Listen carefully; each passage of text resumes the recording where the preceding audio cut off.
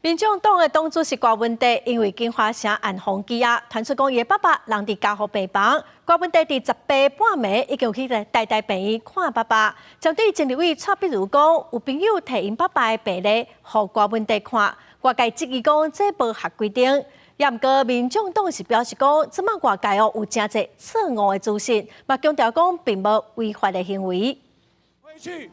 民众党全国开讲，20暗来到屏东，立委吴国昌、林国成，前立委蔡壁如等人拢到场。吴国昌表示，民众党永远拢会把国家的利益放伫咧政党的利益之上，批评执政党制造对立甲冲突。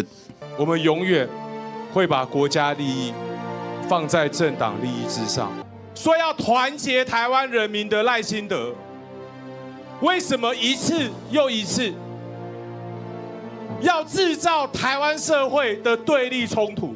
大量市政顾问前立委蔡壁如要到现场收听，郭文德牵涉到金华城案件目前人在押，不过伊的老爸郭成发转送家护病房，官家伫18申请和郭文德探视。蔡壁如接受访问时阵证实，郭文德已经去台大病探视，也个讲有朋友找郭文德老爸病历和郭文德看，引起外界质疑是不是合乎规定。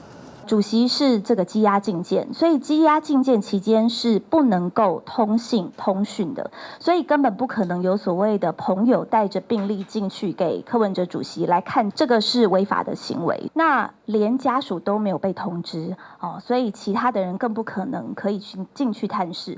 陈志涵定情讲探视时间点是18暗，迄当阵连家属拢无被通知。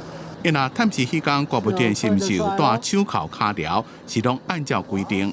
当天星期五的时候申请，当天星期五的晚上的时候就到医院来进行这个探视。借据的部分，我想都是依照规定。北检继续侦办金华城案件，再一遍提醒在押的国民党台北市议员应晓薇的助理吴顺明，调查维京集团主席沈庆金涉嫌着行贿应晓薇等相关案情。记者综合报道。